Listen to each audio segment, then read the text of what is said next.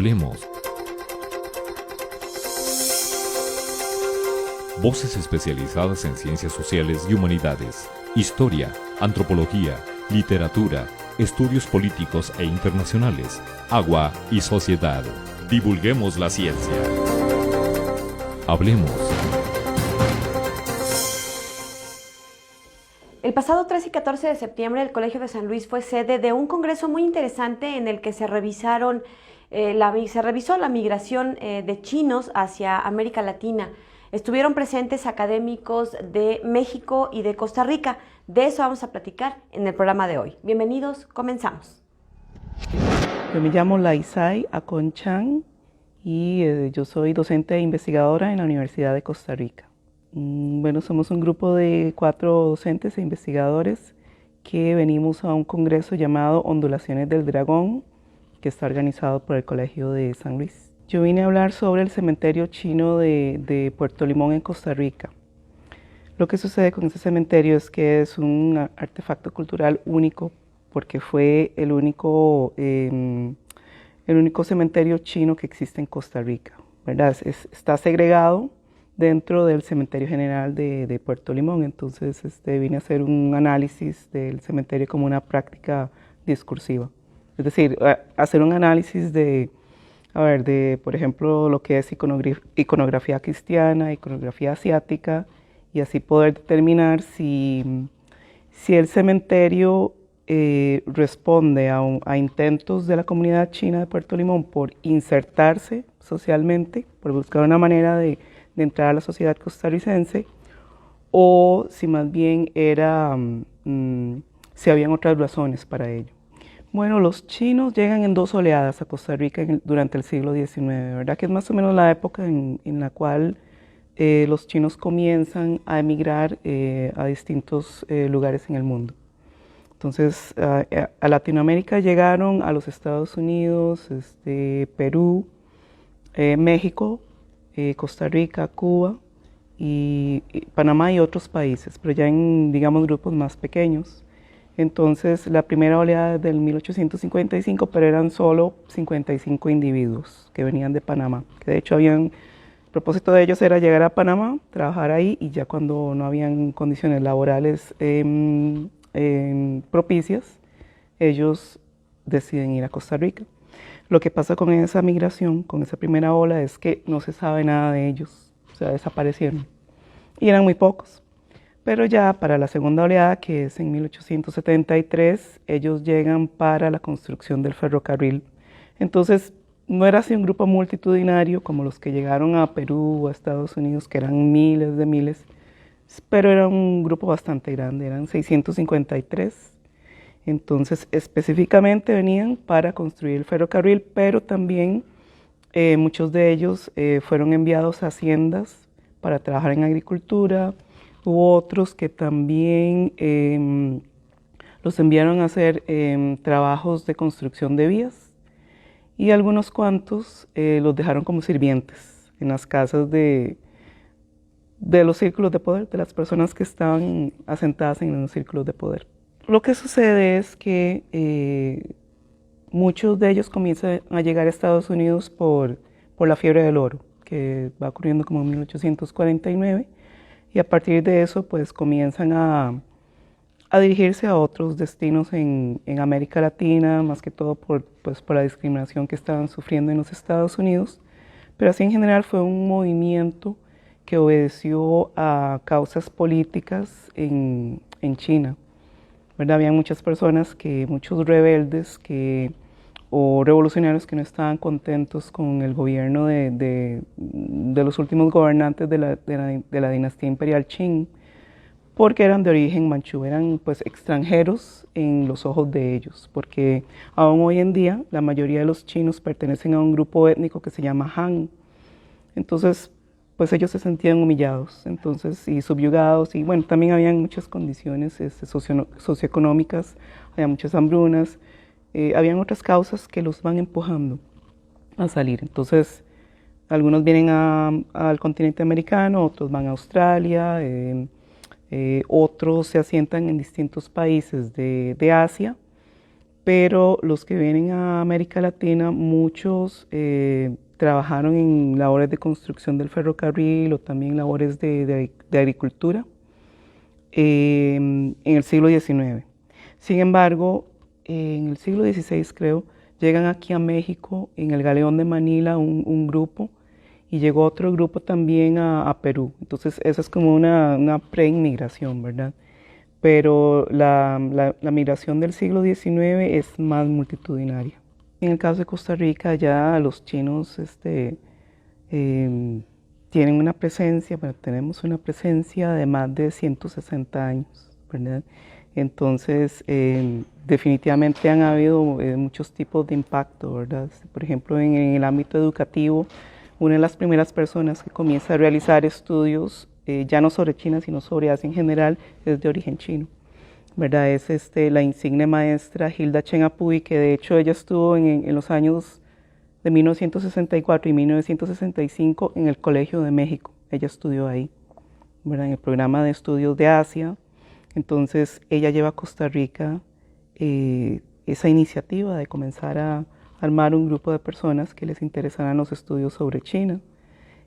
También podemos hablar de otros ámbitos, en el ámbito político, por ejemplo, ¿verdad? Mucha gente no sabe que hubo muchos alcaldes o representantes municipales de origen chino, ¿verdad? Entonces, bueno, también en el comercio, que bueno, eso sí sucede en todos los países, ya no solo en el continente americano, sino tradicionalmente esa ha sido su profesión, o su ocupación más bien, en ultramar en general. Y eso es importante porque las personas creen que, o algunas personas podrían pensar, que los chinos se dedican al comercio solo a partir del siglo XIX, ¿verdad? En ultramar. Pero eso es una tradición de larga data, ¿verdad? Toda esta cuestión de las asociaciones chinas, por ejemplo, originalmente eran recintos ocupados por las personas que iban a hacer los exámenes imperiales. Entonces tenían las mismas características que las asociaciones chinas de hoy en día. Por ejemplo, había un altar dedicado a una deidad, por ejemplo, de gremio de comerciantes, o en muchos casos esos recintos eran ocupados por personas que venían de la misma aldea o de la misma provincia. Y nosotros vemos ese tipo de patrones, inclusive en muchas asociaciones chinas hoy en día, ¿verdad? Entonces, eso también es importante de destacar. Entonces, en el ámbito político, en el ámbito educativo, en el comercio, también han contribuido mucho en lo que es el desarrollo de las comunidades, ¿verdad? Especialmente porque ellos se asentaban en las comunidades rurales, ¿verdad? Un poquito como para estar fuera de la mirada de las autoridades, ¿verdad? Y de las restricciones que habían en contra de los extranjeros, especialmente los chinos. Entonces ellos contribuyen con esas actividades comerciales a desarrollar todos esos lugares. Es que lo que sucede con la segregación, ¿verdad? Nosotros lo llamamos segregación, pero no es una segregación discriminatoria, ¿verdad? No fue una iniciativa impulsada por las autoridades de Limón, sino más bien eso obedece a que el terreno en donde está ubicado el cementerio general fue donado por uno de los comerciantes más influyentes de Limón, Juan José León G., que pertenecía a la familia de los NG, que era una de los clanes familiares más prominentes de Limón. Habían dos y él pertenecía a uno de ellos. Él era una persona con mucha presencia en la comunidad porque tenía muchos negocios en toda la provincia de Limón, pero era una persona también muy articulada. Él había llegado a Costa Rica cuando tenía 8 años nada más y él hablaba español muy bien. Entonces él llegó a ser representante municipal. Entonces en un momento él decide donar un terreno para acomodar el nuevo cementerio general porque ya no cabía en donde estaba, que estaba muy cerca del centro de población. Entonces la condición que él impone, lo que impone la comunidad china es: nosotros queremos nuestro propio cementerio, un espacio para nuestro propio cementerio. Entonces de ahí es de donde sale este artefacto cultural único. Yo creo que siempre los ha habido. Lo que pasa es que como ellos eran, en general los comerciantes chinos eran muy poderosos, tenían mucho dinero y además de ello ellos tenían no una asociación china, sino varias, ¿verdad? Estaba, por ejemplo, la Asociación China General, que era a la que pertenecían todos. Habían dos asociaciones de corte político, la Liga Nacionalista China y el Chicontón, que es como un grupo masónico más o menos, ¿verdad? Pero eran de bandos contrarios, ¿verdad? Y habían además de eso dos asociaciones, o vamos a ver, dos asociaciones familiares, la de los NG y la de los Qing. Entonces eran personas muy respetadas, muy reconocidas. Es decir, si hubiera habido discriminación, yo creo que no hubieran podido pasar siquiera de tener una asociación china, ¿verdad? Entonces, no la había a ver, en ese sentido, pero había otra cuestión en Limón. Limón es un lugar de gran diversidad cultural y religiosa, porque al estar localizado dentro del Gran Caribe, ¿verdad? Puerto Limón está en el litoral caribeño de Costa Rica. Entonces, al ser parte de todo este Gran Caribe, entonces atraía muchas influencias de otros países, ¿verdad? Porque, bueno, habían factores de atracción como las actividades de extracción bananera. Entonces llegaron personas, vamos a ver, de Jamaica, de St. Kitts and Nevis, de Puerto Rico, llegaron también extranjeros, ¿verdad? Que estaban asentados en el Gran Caribe y que pusieron ahí sus sucursales no sé, de aduanas o de emporios comerciales. Entonces, había mucha multiculturalidad. Entonces, en ese ambiente, que era bastante diferente del ambiente más blanco, de los mestizos de origen europeo, que se asientan en la región central, pues había menos discriminación o no se notaba tanto.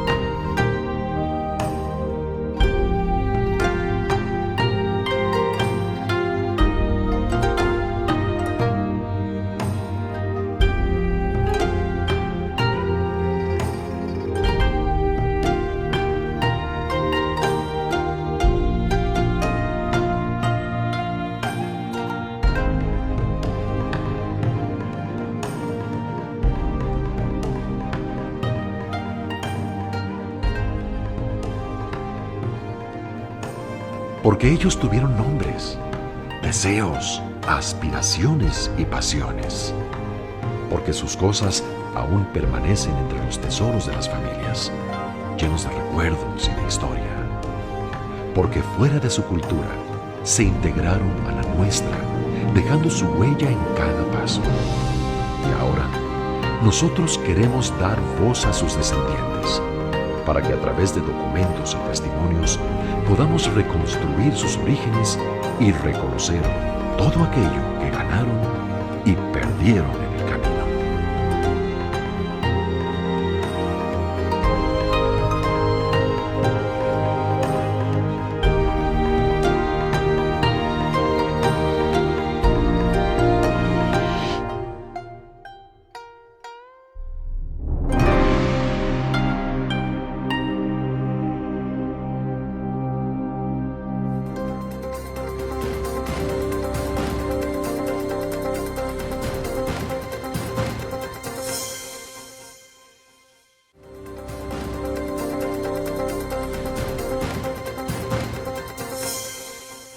Otro de los aspectos con los que vamos a platicar con el siguiente invitado tiene que ver con las importantes aportaciones que ha hecho esta migración de chinos a diversos países, la también conocida como la diáspora china, y entre otros aspectos tiene que ver con la literatura, por ejemplo. De eso platicaremos con el experto que nos acompaña el día de hoy. Francisco Rodríguez Cascante, Universidad de Costa Rica, sede de Occidente. El tema que vine a presentar tiene que ver con la forma en que aparecen elementos de la cultura china en la historia de la literatura costarricense, un tema que no se había estudiado en el ámbito de Costa Rica, y entonces me pareció que era una muy bonita oportunidad venir acá a San Luis Potosí a hablar de esa temática que es bien importante dentro de la conformación de la identidad costarricense a partir de finales del siglo XIX. Con el arribo de la migración china, se convierte entonces en un conjunto de poblaciones que están en varios lugares del país, y eso pues tiene un peso histórico importante, y a nivel de los escritores pues también es algo que ellos han tomado y que, por ejemplo, uno encuentra temas que tienen que ver con las costumbres, que tienen que ver con el idioma, que tienen que ver con los viajes, con el establecimiento de ellos en los dos puertos más importantes del país. Tiene que ver con muchos lugares de la presencia china en Costa Rica. Empieza bien temprano con los primeros escritores costarricenses, y ahí encuentra uno una visión de las personas chinas como trabajadoras, básicamente, como trabajadoras del ferrocarril. Y entonces estos escritores muestran las condiciones tan terribles que vivieron los chinos, los primeros inmigrantes chinos, porque eran trabajos realmente esclavizantes. Entonces un poco eso es lo que encuentra uno allá por finales del siglo XIX. Luego ya esa mirada empieza a cambiar un poquito más cuando ya ellos se integran, porque es poco tiempo el que uno encuentra cuando la inmigración china trabaja de esa manera y tiene, digamos, un papel tan triste en la historia. Ya en 1920, por ejemplo, tenemos otra visión, y es que ellos empiezan a integrar como comerciantes. Y esa idea de las personas chinas como comerciantes aparece también en un gran clásico de la literatura costarricense que se llama Mamita Yunay. Es una novela muy conocida a nivel centroamericano de los años 40. Entonces ahí ya aparecen los chinos, pero como comerciantes, ya como sujetos, no como trabajadores así explotados. Esa es como una segunda mirada que uno puede ver ahí. Y luego, bueno, yo vine a presentar aquí también una novela muy importante del año 2016 de un artista plástico que también muestra una tercera visión, y es la del hijo de migrantes. Entonces esta novela tiene que ver con un recorrido histórico. Él reconstruye la llegada de los migrantes chinos al país, pero ya con un sentimiento distinto, él como mirando sus antepasados. Entonces ahí lo que hace él es presentar el aporte cultural a la economía, a la sociedad de las personas migrantes chinas, por ejemplo en la comida, ¿sí? Porque bueno, no conocíamos en Costa Rica hasta finales del siglo XIX, qué sé yo, el chop suey, por ejemplo, el guatán.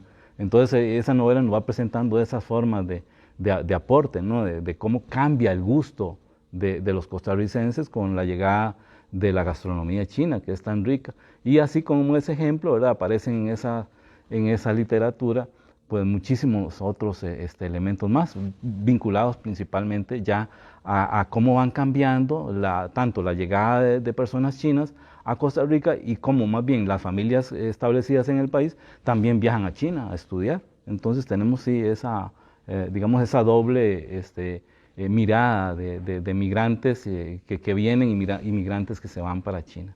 Es fundamental porque la presencia china está en todo el país. Es un país muy pequeñito, y llegaron a los puertos, pero luego ya se fueron trasladando a diferentes partes del país, y hoy en día uno mira la presencia china como parte de la vida cotidiana.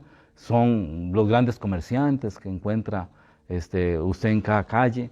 Son también personas que se han vinculado, y entonces es natural que nuestros hijos tengan compañeritos en la escuela chinos, entonces ahí se da también ese intercambio.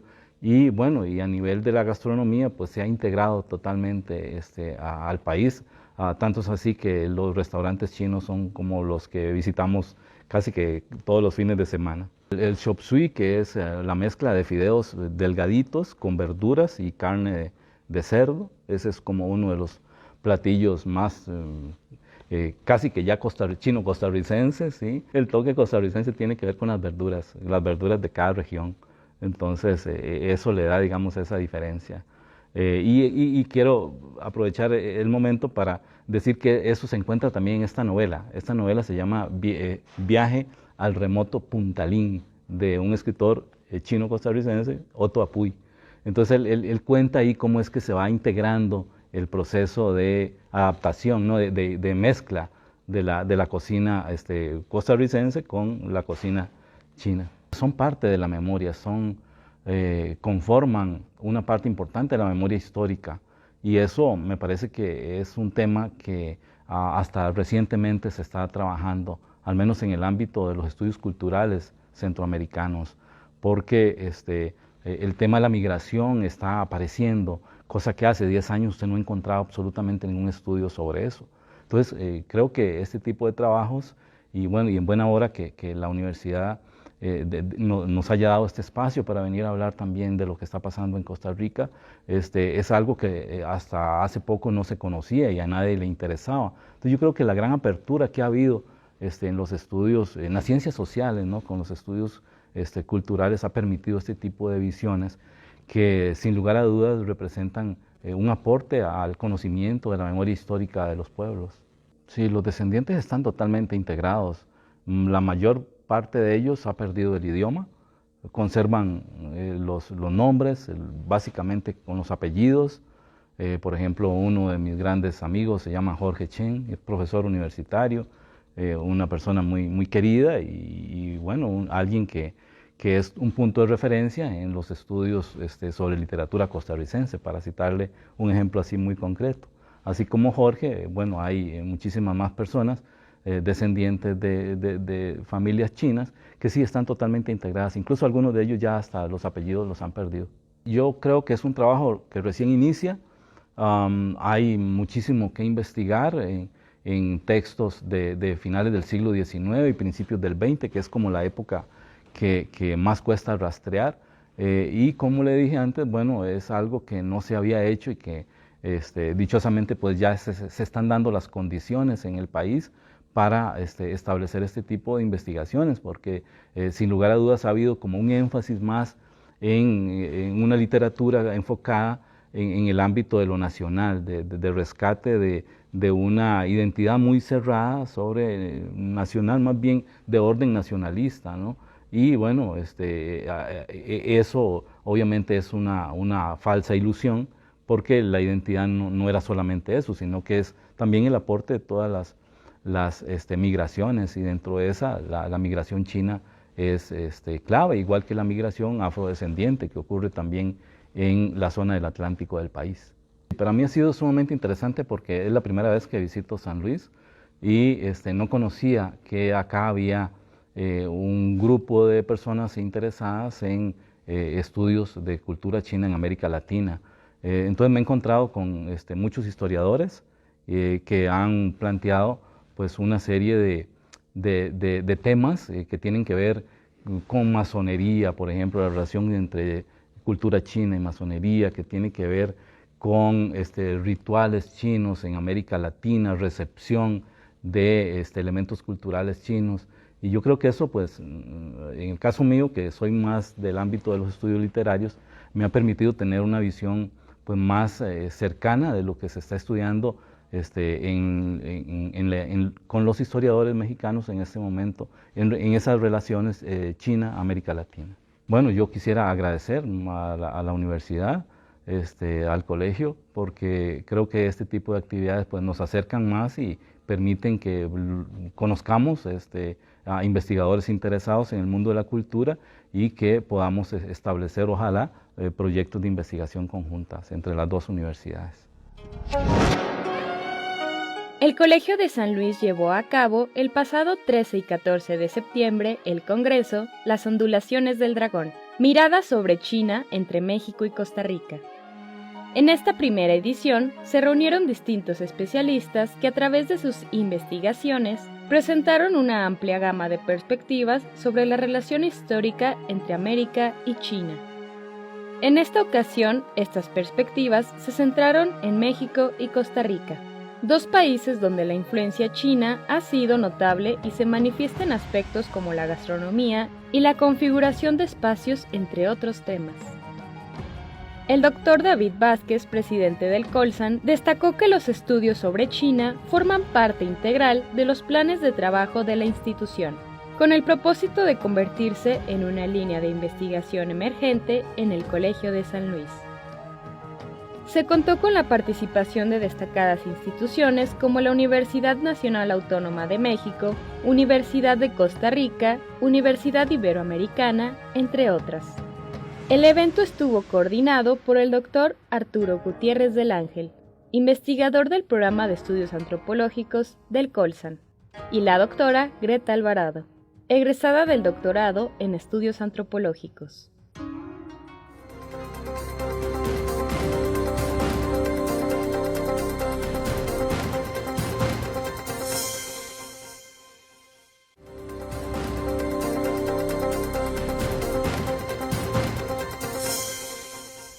Entre los invitados con los que pudimos contar en esta charla del programa que hoy estamos dedicando al reciente congreso que hubo en torno a, se llamó Ondulaciones del Dragón, este congreso que albergó a diversos académicos, hay un investigador que se ha dedicado a revisar más bien por qué salieron de China, cuál era el contexto, las condiciones que se vivían. De esto platicaremos en el siguiente bloque. Soy Armando Azúa, soy profesor del Departamento de Historia de la Universidad Iberoamericana en la Ciudad de México. En medio de todo este congreso que tenemos sobre la migración china a San Luis Potosí, en general América Latina, porque tenemos los compañeros de Costa Rica, creo que todos estos estudios han sido brillantes, pero han estado siendo siempre desde el lugar de recepción. O sea, cómo estos migrantes chinos son recibidos en América Latina, pero creo que también es importante en un estudio de este tipo irnos al lugar expulsor, ¿no? O sea, ¿qué estaba pasando en China a mediados, finales del siglo XIX, incluso principios del siglo XX, para que la gente buscara salir, ¿no? Es decir, si no hay unas condiciones de expulsión, pues no va a haber migrantes, ¿no? La gente que está bien, que no tiene problemas mayores, pues se queda en donde... la tendencia normal es a quedarte donde has crecido, donde estás cómodo con tu cultura, ¿sí? En lugar de salir. Pero si algo pasa es cuando la gente busca salir. Creo que son varias, ¿no? Pero el primero es, curiosamente, es el gran éxito que China tuvo en el siglo XVIII. China era la mayor potencia del mundo, militar, económica, fue tan grande, que yo creo que hubo un punto donde este gigantismo del país, era la época donde China tenía el territorio más grande que jamás ha tenido en la historia, le empezó a costar, ¿no? Empezó a generar problemas de gastos militares, algunos años de malas cosechas, una explosión demográfica que todo esto y una inflación, que todo esto va causando problemas a largo plazo, ¿no? El éxito también puede generar un problema grande. Y luego, ya llegando al siglo XIX, la llegada, el auge del modelo imperial occidental, pues que se va a topar con China en un momento dado, concretamente en 1839, con la Guerra del Opio, y que esto pues, provoca que este gran imperio tan magnífico pues entre en crisis y empiece a colapsar, ¿no? A partir de 1839, justamente con la Guerra del Opio, los chinos hablan del llamado siglo de humillación, de ser el país más poderoso del mundo. Los europeos, los occidentales, que ellos veían como países inferiores, empiezan literalmente a ganarles guerra tras guerra, y en cada guerra les piden concesiones territoriales, dinero, etcétera. Y esto pues, también va a generar una serie de levantamientos internos. Entonces, la China de la segunda mitad del siglo XIX es una China que viene de ser lo más grande y es ahora una China que enfrenta problemas internos y externos. Y esto pues provoca una serie de migraciones, sobre todo en el sur de China, que por diversos factores es la zona más afectada. No es que el norte no esté afectado, ¿no? Pero el sur y concretamente la provincia de Guangdong, o Cantón como lo conocemos en español, pues es la más afectada y curiosamente, ¿no?, el gran número de los migrantes que llegan a toda América Latina vienen justamente de esta región de China. Normalmente es gente que viene de esta provincia, de la provincia de Guangdong. Es gente que en algún momento dado estuvo vinculado con temas del comercio, campesinos también. En realidad es diverso el perfil, digamos, de actividades económicas, etcétera. Pero sí, normalmente es muy enfocado a esta provincia y también a algunas minorías, también de esta misma región del sur de China. Por ejemplo, la minoría Hakka, que es muy significativa en esta región de China, y que después de una revuelta, la revuelta Taiping, pues son como estigmatizados, ¿no? Entonces, un porcentaje muy alto de la población china viene de este grupo, pues de esta minoría que son los Hakka. Y claro, América Latina también se conjunta, que en ese momento pues está en auge, está el desarrollo de la economía exportadora de materias primas, y pues los chinos literalmente se transforman. Esto es muy importante, ¿no? O sea, los que llegan aquí a trabajar en las plantaciones no es que fueran campesinos necesariamente, llega incluso gente preparada y de repente pues, caer de ser un comerciante medio, claro, los prósperos no, pero un comerciante medio, de repente llegar aquí y tener que trabajar como peón en una hacienda, en la construcción del ferrocarril, yo creo que también es un impacto fuerte para ellos. Ellos vienen obviamente de un mundo culturalmente muy distinto, ¿no? La concepción del mundo por parte de los chinos es diferente radicalmente a la del latinoamericano, ¿no? Empezando por temas de religión, ¿no?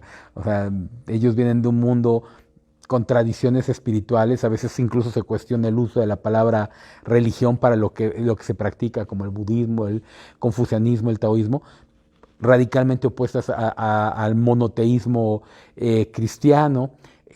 También vienen de estructuras familiares distintas, bueno, qué decir, la alimentación es totalmente distinta. Entonces, ellos cuando llegan a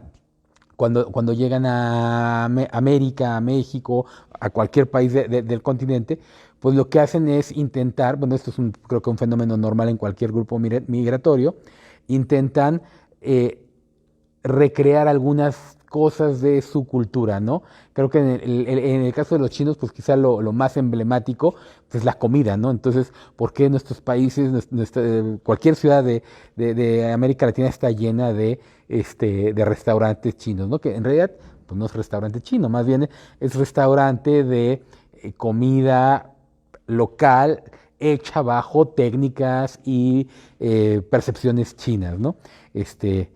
O bueno, también como otros de mis compañeros han hablado, a través de buscar crear asociaciones que les dieran una cierta seguridad. También hay que recordar que en esta época los chinos sufren un fuerte estigma racial, ¿no? Bueno, concretamente en el caso de San Luis Potosí, pues no se da esta persecución, pero en otros estados de México sí que se da, ¿no? Son pues muy famosos los casos como el de Torreón, la famosa masacre de Torreón, que, bueno, argumentando motivos políticos, pues la verdad es que sirve para que se desfoguen sentimientos racistas, ¿no? O Sonora, ¿no?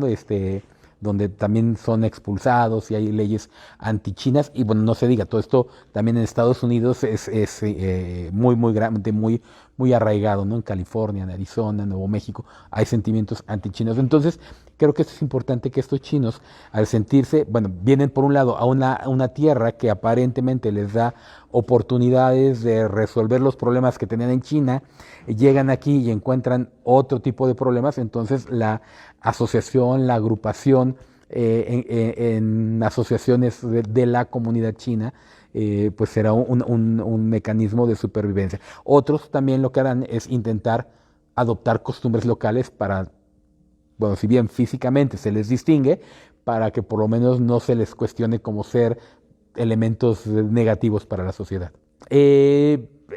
Rutas migratorias hay muchísimas, ¿no? Claro, ellos tienen la gran ventaja de que están en la provincia del sur, en la provincia de Cantón, que siempre fue el punto de contacto entre China y el mundo.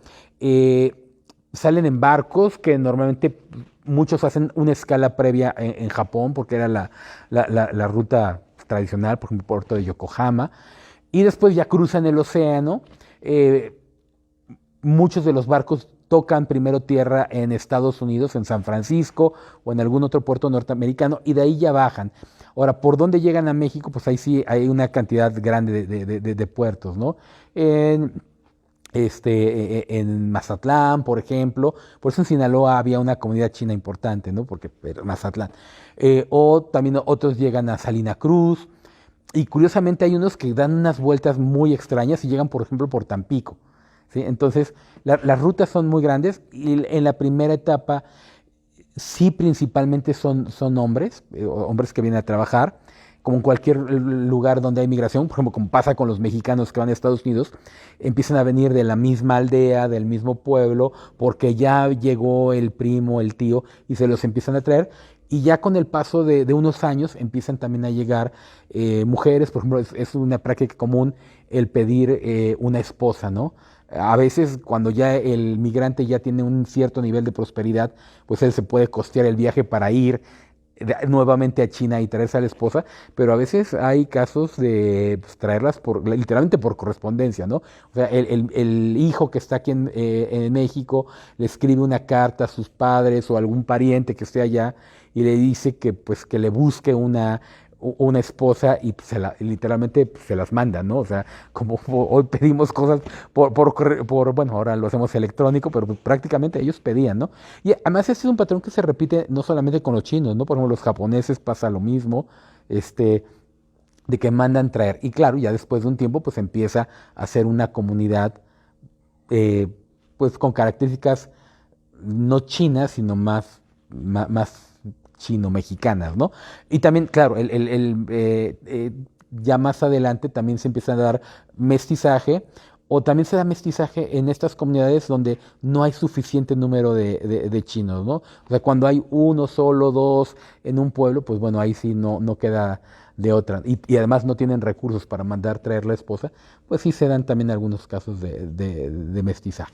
La verdad es que hay por todos lados, en todo el país, pero quizá, a ver, lugares donde hayan llegado más, creo que Sinaloa y Sonora fueron en un momento dado algunos grandes receptores de migrantes chinos. En Sonora, pues prácticamente con las leyes raciales desaparecieron, bueno, sí quedaron, pero muy pocos.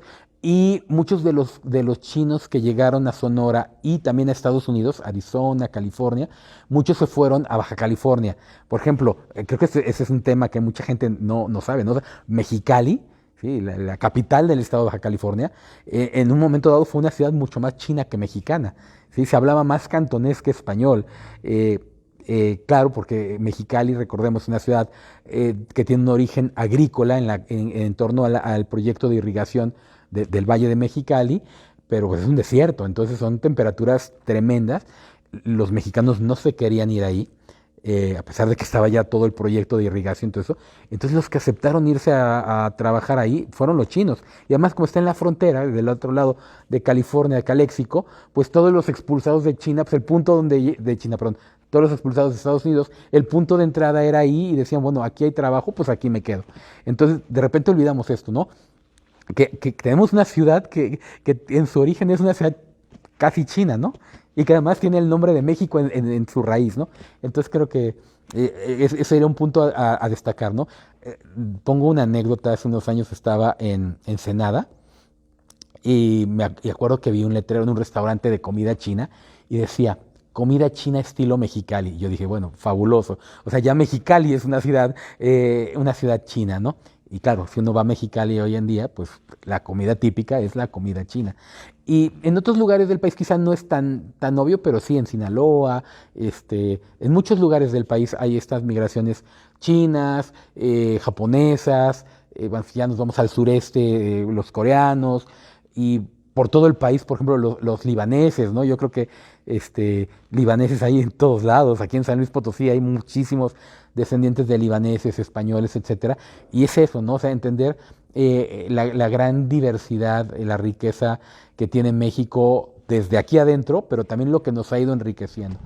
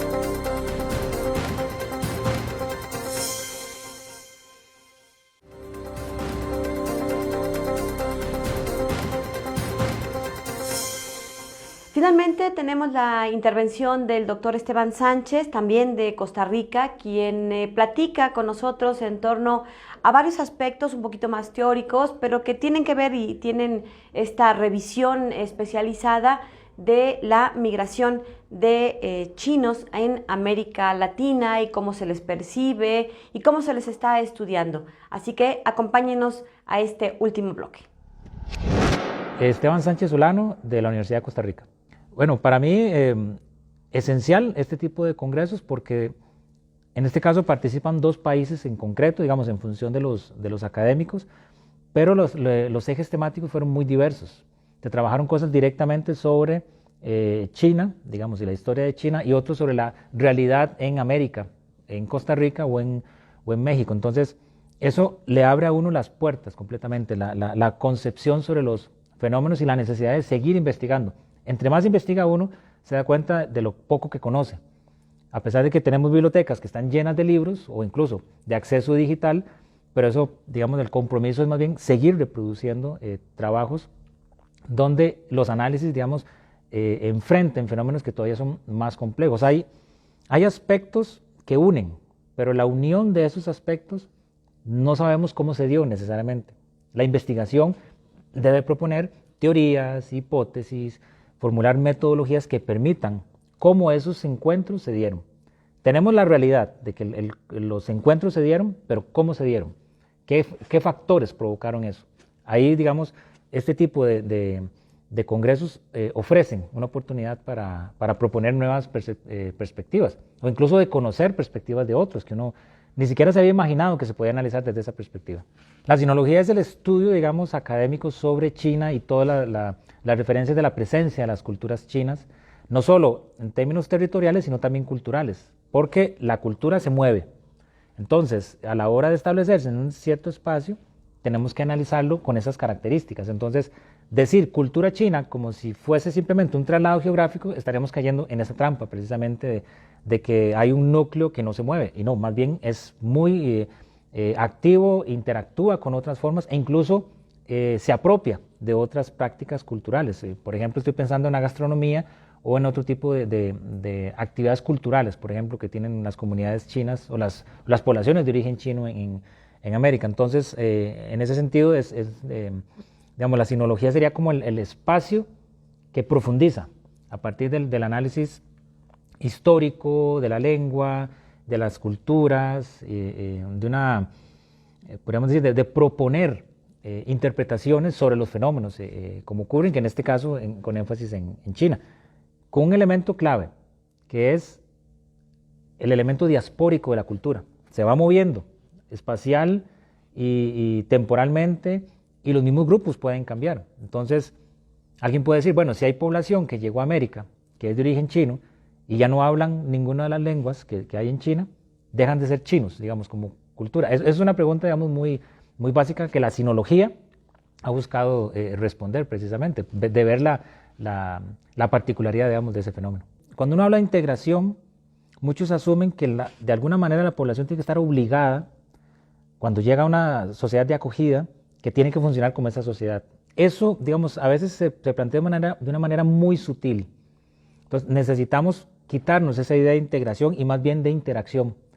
Porque si le decimos a una cultura o a unas culturas, tienen que funcionar de cierta manera a la hora de llegar al país de acogida o a la sociedad de acogida, estamos condicionando su reproducción. En la interacción se van a dar fenómenos complejos que pueden generar tensión, y ha ocurrido. Pero si a la hora del análisis pensamos integración como que tienen que insertarse de alguna forma, es donde tenemos que analizarlo digamos, con cierta distancia, ¿verdad? De lo contrario, provocaríamos todavía una cierta noción de que es que existe una interacción que deben de tener, si no, no pueden funcionar en esa sociedad. Si no caemos, por ejemplo, en lo que está viviendo muchos países, particularmente estoy pensando en Europa, en tanto el tipo de análisis que hago, que es con la población musulmana, de que cuando están en un cierto espacio, es que los musulmanes no quieren adaptarse, es que ellos quieren reproducir la Sharia en Europa. Entonces ya eso da una condición de que o se adaptan o no se adaptan. Entonces es decir, como si el fenómeno fuera de sí o no, y es mucho más complejo que eso. Entonces ahí hay una deuda que siento que al menos en el caso de la producción sobre China y sobre la presencia de lo chino en América ya ha avanzado bastante, ¿verdad? Porque no hay, digamos, porque son análisis de investigadores que se han especializado además en muchos de ellos en la cultura china, una sinología como tal, como existe, digamos, los que se especializan en el mundo islámico o por ejemplo en Japón, etcétera. Entonces creo que ahí hay una deuda que todavía falta, y en el caso de la sinología ya ha avanzado bastante en América Latina. Precisamente a la hora de hablar sobre estos pueblos asiáticos, las experiencias históricas que se analizan a partir del Chequentón o a partir de la masonería, de otro tipo de expresiones culturales, el concepto de Oriente está ahí plasmado y tiene una funcionalidad, digamos, en esas narrativas respecto a la presencia de lo chino, que inicialmente se ve como obtuso, como algo extraño, que no encaja supuestamente en un escenario cultural como el de América en general. Pero, obviamente, al analizarlo en términos históricos, nos damos cuenta que los pueblos se van moviendo de un lugar para otro. Y ante esa concepción de lo extraño, de esa alteridad que no conocemos, se comienzan a construir esos conceptos rígidos. Entonces, lo chino entra en esa rigidez conceptual visto por el otro, ¿verdad? Entonces, la alteridad ahí es construida por el yo, que define que mi yo es lo que establece las condiciones digamos, como de descubrir o de identificar qué es el mundo, qué son las expresiones del mundo como tal. Entonces, eso de lo chino, de lo árabe, de lo japonés, es siempre aquello, ese otro que está ahí. Entonces, lo chino juega un papel clave, digamos, en esa construcción. Y en el Congreso se ha visto de muchas formas, tanto en su presencia en América como en fenómenos directamente relacionados a la propia dinámica en China o, digamos, en los espacios donde China tiene influencia. Entonces, eso ha sido muy rico en el Congreso, precisamente. El aprendizaje de otras lenguas de parte de las comunidades chinas, en algunos casos es más reticente, dependiendo del grupo que se analice, pero entonces eso quiere decir que hay un intento de interacción con otros.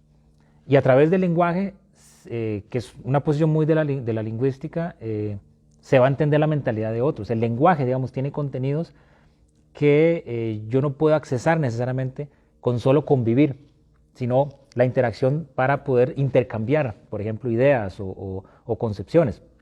Porque yo puedo tener una interacción con población de origen chino que todavía mantienen, digamos, buena parte de prácticas que vienen de China, las transforman en el lugar de acogida, y yo al mismo tiempo no entenderlos.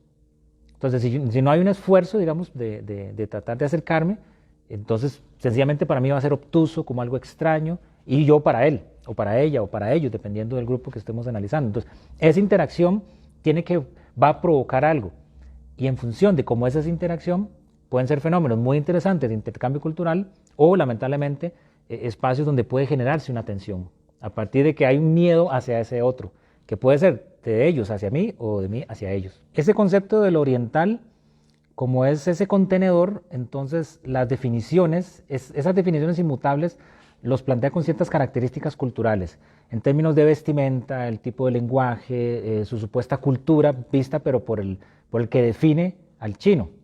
Es decir, lo que necesitamos es quitarnos precisamente esa máscara, si se quiere, de lo oriental para entender en realidad los fenómenos propiamente chinos. Entonces, lo oriental ahí es un fenómeno a estudiar, pero no debe ser el único. En mi caso, yo le entro por ahí al análisis porque es mucho de representaciones o de imaginarios que se construyen sobre otros, pero esos imaginarios tienen una realidad social que lo reproduce.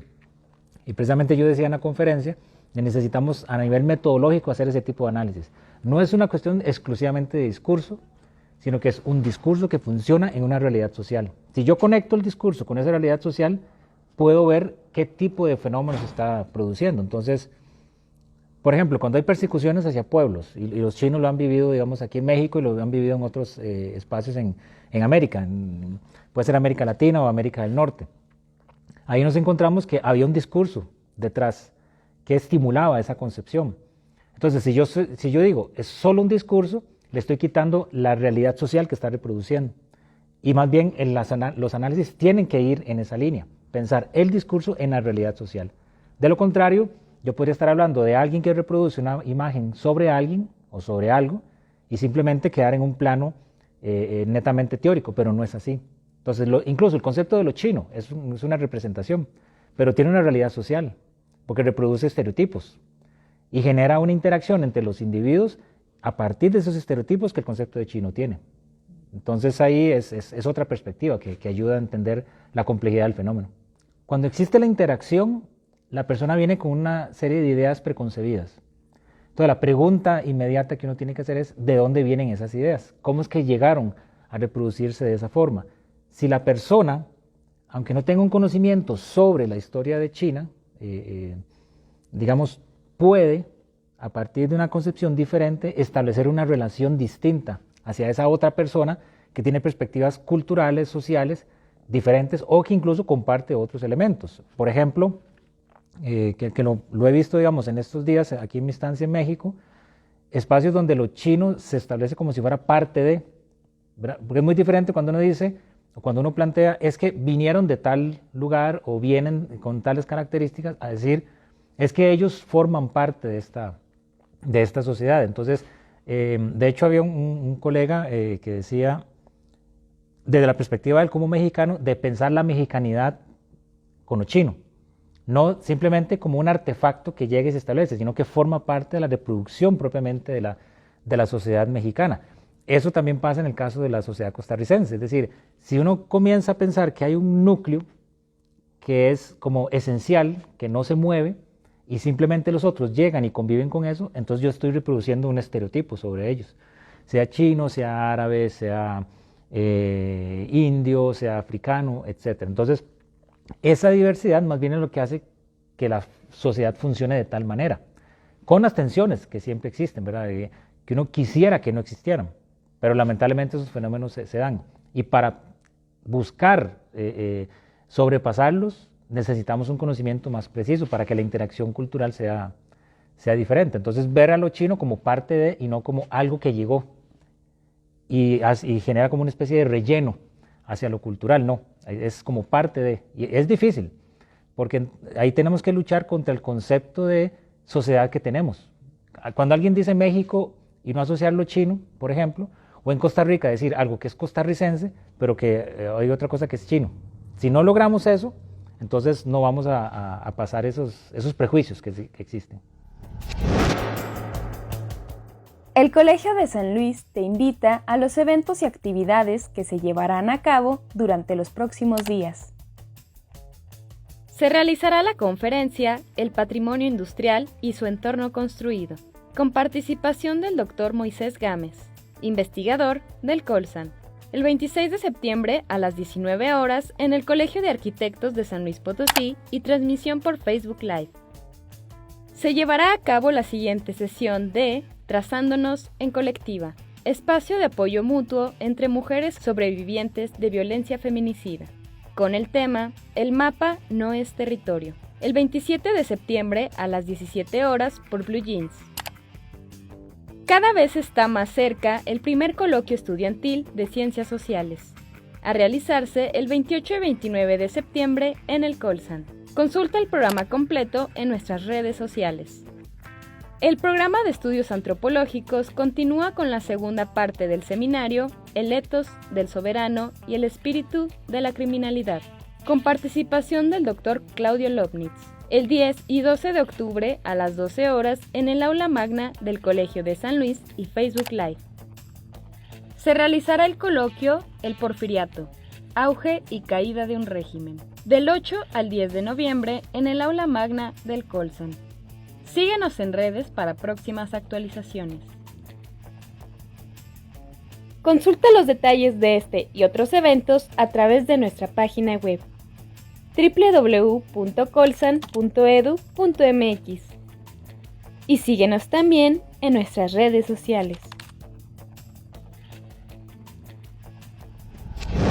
Bueno, pues así llegamos a la parte final de este programa dedicado a estas charlas que tuvimos oportunidad de recoger con especialistas que hace algunos días aquí en el Colegio de San Luis se reunieron en este congreso Ondulaciones del Dragón, en el que revisaron diversos aspectos relacionados con la migración de población de origen chino en nuestro país y en otros de América Latina. Espero que les haya gustado. Recuerden, nos pueden buscar en YouTube este y otros programas. Gracias, soy Lidia Huache, pásela bien. Hasta la próxima.